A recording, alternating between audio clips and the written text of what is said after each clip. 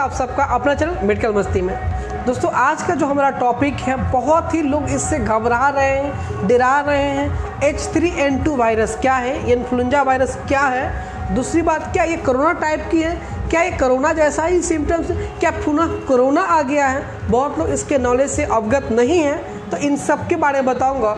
और दोस्तों जो कोरोना काल में इतने जो मृत्यु हुई है उसके मतलब क्या क्या आपका लापरवाही थी और कैसे अपने आप को डाले। बहुत लोग का हाथ जो धोते हैं वो भी सही से नहीं धो पाते हैं, मास्क लगाते हैं तो यहाँ लगाते हैं, जैसे हेलमेट अगर पुलिस चेक कर रहा है तो आप हेलमेट गाड़ी में लगाते हैं उस तरह से लगाते हैं। और इसके साथ ही साथ H3 और N2 जो वायरस है, क्या ये कल परसों में आया है, क्या पहले भी दस्तक दे दिया है, इन सारे तथ्य बात करूंगा। और इसका क्या क्या सिम्टम्स है, क्या क्या इसका इलाज है और क्या क्या मेडिसिन है, एक एक बात बात करूंगा। तो मैं चाहूँगा इस वीडियो को पूरा देखें और इस ज्ञान को पूरा लोगों से अवगत कराइए, ताकि जो लोग इससे घबरा रहे हैं, कोरोना समझ रहे हैं और कोरोना जैसे महामारी से डरने की जरूरत थी, क्या H3 से वैसे ही डरना है, इन सारे तथ्यों पर बात करूंगा। दोस्तों आमतौर पर देखा जाए तो ये कोरोना का भी बड़ा भाई है। और फिर आप घबरा गए, कोरोना का बड़ा भाई। दोस्तों कोरोना जो था जिस शेप में था वो 2003 में सार्स वैल्यू जो आया था, वायरस आया था, लेकिन ये उससे भी पहले 1968 में ये दस्तक दे दिया था और 1968 में काफ़ी लोगों की मृत्यु हुई थी इसके कारण। तो ये पुराना है, फिर से रिपीट किया है। तो दोस्तों इसमें किसको जो है आपको घबराना चाहिए। दोस्तों जो व्यक्ति, जो बच्चा है अभी 15 साल के नीचे के है उसको ज़्यादा इफेक्टेड कर रहा है, और जो 50 साल के ऊपर, जो 1968 में जो अभी हुए हैं उनमें डिफरेंस कितना है, लगभग 50 से 55 का है। तो जो लोग 50 से ऊपर का है उनको ज़्यादा परेशानी करता है।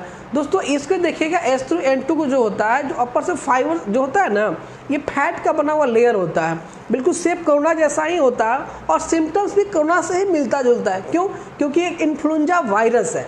जैसा कि आप जानते हैं जो वायरस जो होता है वो मरा हुआ चीज़ होता है, जैसे उस शरीर के टच में आएगा तो क्या बनाता है, हॉस्टल का निर्माण करता है, और जैसे हॉस्टल का निर्माण करेगा ना तो ये बना देता है आपको लिविंग की तरह व्यवहार करता है। दोस्तों इसमें सिम्टम्स क्या क्या आएगा, दोस्तों इसमें कॉमन सा सिम्टम्स आएगा जो कि कोरोना में आ रहा था। सिंपल सी आपको बुखार रहेगी।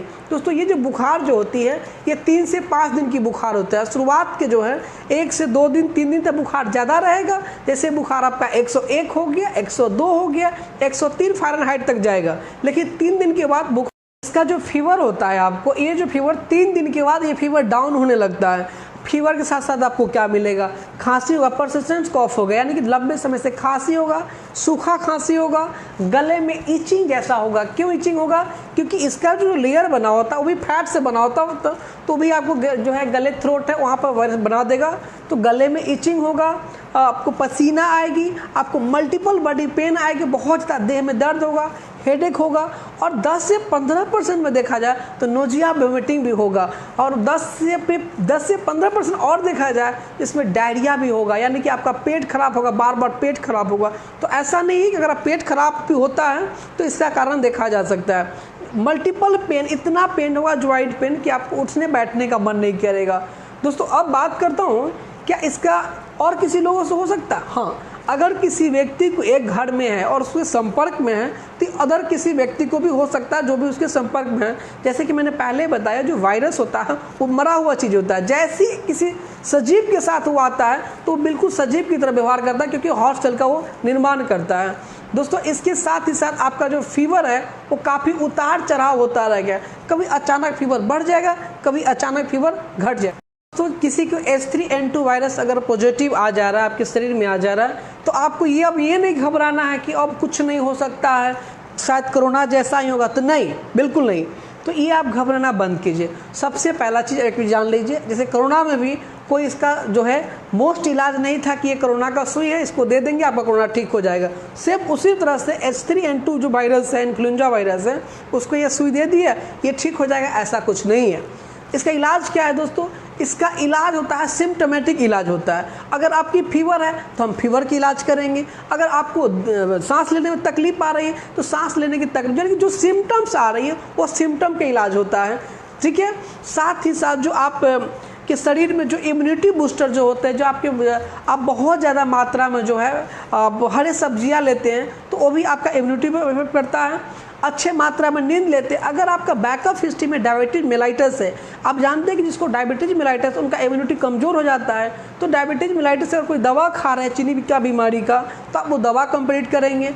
अगर आपको COPD यानी क्रोनिक ऑब्स्ट्रक्टिव पल्मोनरी डिजीज है तो आप उसका भी दवा लेंगे। अगर आप हार्ट की दवा खा रहे हैं, अगर आप ब्लड प्रेशर की कोई दवा खा रहे हैं या किसी बीमारी की ऑलरेडी पहले से आप दवा खा रहे हैं तो दवा के कंटिन्यूअस रखेंगे। साथ ही साथ आप जो मौसमी होता है, अमरूद होता है, आपका फल होता है, हरी सब्जियां होता है, फाइबर्स होता है, फायदेमंद है।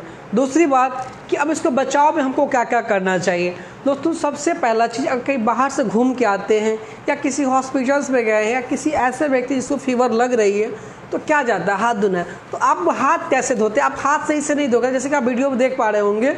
हाँ, आप सिंपल सी क्या करेंगे, साबुन लेंगे, जो साबुन है आपके या हैंड वॉश लेंगे, उसको आप 30 सेकेंड तक बढ़िया से हाथ में रगड़ेंगे। बढ़िया से हाथ में रगड़ने जो झाग बनेगा वो झाग से बढ़िया से धोएंगे ताकि जो भी वहाँ पर वायरस होगा वो ख़त्म हो जाएगा और उसको अच्छे से टॉवेल से उसको फिर साफ़ कर लेंगे। दूसरी बात करें तो प्रत्येक दिन आप स्नान करेंगे। अगर आपको फीवर उतरा हुआ, उसमें फीवर नहीं है, तो आप स्नान करके बिल्कुल साफ़ रहेंगे। तीसरी बात करें तो शरीर में पानी की मात्रा को नहीं घटना चाहिए। आप कोशिश ये रखिए कि प्रत्येक दिन 10 से 15 गिलास पानी पीजिए। क्यों? क्योंकि आपके फीवर है तो फीवर में क्या होता है, आपके बॉडी का टेम्परेचर बढ़ता है और टेम्परेचर बढ़ेगा तो शरीर से क्या निकलेगा, पानी निकलेगा, तो शरीर में पानी घटता है। हो सकता है आपके पेट खराब हो, आपका डायरिया हो या नोजिया वोमिटिंग भी हो, तो जिसके कारण पानी कम जाता है। तो मैं कहूँगा कि प्रत्येक दिन 10 से 15 गिलास आप पानी पीजिएगा।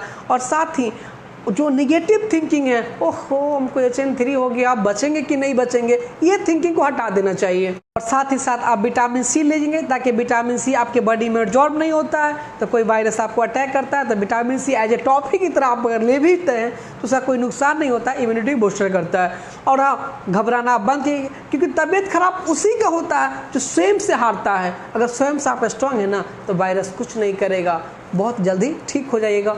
बस इसका यही इलाज है कि आप जो सिम्टोमेटिक इलाज है, सिम्टोमेटिक सिम्टम्स है, उसका इलाज किया जाता है और बिल्कुल ही कॉमन चीज़ है, ये ठीक हो जाता है, इससे घबराने की ज़रूरत नहीं है। कोरोना काल में भी उसी लोग को तकलीफ हुआ, उसी लोग को दिक्कतें हुआ जो बहुत ज़्यादा सोचते थे वो हो गया, ये हो गया। बहुत ज़्यादा ओवर थिंकिंग से आपका इम्यूनिटी कमज़ोर होता है, जो मैंने पिछले वीडियो में भी इस पर चर्चा किया। आप बहुत ज़्यादा हैप्पी रहिएगा, उससे आपका इम्यूनिटी स्ट्रांग होगा। तो मैं चाहूँगा कि आप HN3 जो है H3N2 जो वायरस है इसके बारे में आप जान गए होंगे। अब ये जो जानकारी, जो कोई कहता है कि हम पॉजिटिव हो गए हैं तो मुझे ये हो जाएगा वो हो जाएगा, इससे आप बचेंगे। और H3N2 वायरस का इन्फ्लुएंजा का इलाज संभव है, इससे मृत्यु नहीं होगा, बट आप अपने आप के स्ट्रांग रहें। और ये मैं चाहूँगा इस वीडियो को शेयर करिए, क्योंकि अब ये महामारी मचा के रखा हुआ है। जहाँ भी लोग सुनते हैं, क्योंकि मेडिकल कॉलेज में, बड़े बड़े हॉस्पिटल्स में बहुत ज़्यादा इसके मरीज आने लगे हैं, तो इसको आप शेयर करिए ताकि लोग इसकी अवेयरनेस को हटाया जाए और लोग इससे ठीक हो जाएंगे। Thank you for watching. Thank you.